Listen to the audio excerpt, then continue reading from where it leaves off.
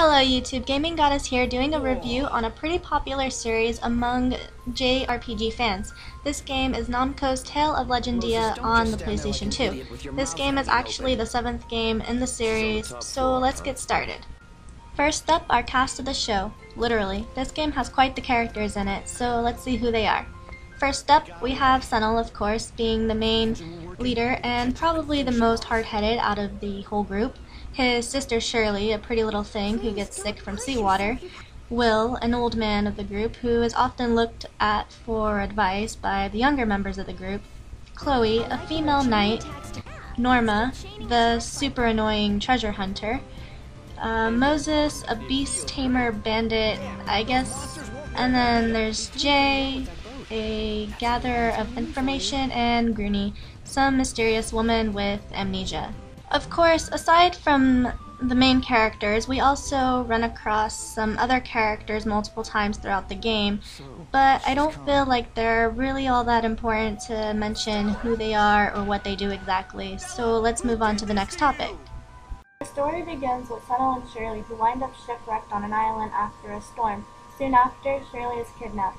This game has a total of 7 chapters in all, and to be honest, just from my experience with this game, some of the chapters seem to flow a lot smoother and were super easy to complete opposed to other chapters in this game. Now let's get into the general gameplay. We can pretty much move our character around the map given to us, so everything is pretty much straightforward.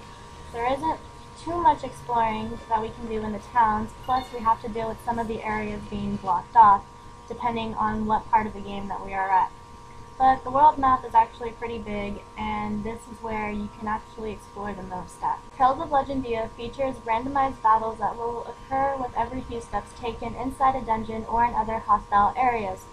The battle system, of course, is a linear motion battle system. It is very fast-paced from what I noticed while playing. Since this was the first game I've played with a system like this, I have to say that I'm not a huge fan of it. I like the typical turn-based system the best. Of course, we have our typical RPG elements in this game, changing out party members, changing the equipment, setting skills to each of the party members, changing the battle formation and battle strategy. This game also has a little bit of puzzle-solving elements to it. Of course, some of the puzzles are easier than others, but if you get stuck along the way, you can always change the view of the camera to get a better look at the puzzle or start over from the beginning. The graphics in the game aren't that bad. Honestly, the 3D settings actually look pretty cool and the character sprites are just so adorable. But of course, my favorite part about the graphics is the animated cutscenes, which there weren't too many. And of course, the music was okay. Some of the tracks were really enjoyable and others in the game just got kind of annoying if you listened to them for too long. Now it's time to talk about the pros and cons of this game. First off, the pros. The 3D graphics are pretty cool. Also, seeing the way the characters developed in this game would be another pro in my book. As for some cons, I really wish this game put more animated cutscenes instead of just watching them talk throughout the whole game. There were some unnecessary dialogue, in my opinion. Yes, it does add to the character development, but after a while it kind of got annoying because it was placed so awkwardly in the game and it doesn't really go with the actual story being told. My final thoughts on Tales of Legendia is that it takes a certain kind of person to enjoy this game, and honestly, I'm not one of them. I couldn't even finish the game because I would get so bored of the gameplay and with how linear the story was to me. It really seemed like the whole point was to rescue Shirley, and every time I got close to it, she just ended up getting kidnapped again. I know in previous reviews I've said that I love tons of cutscenes, but none of the cutscenes in Tales of Legendia really spoke to me. I want to enjoy something that I can kind of relate to.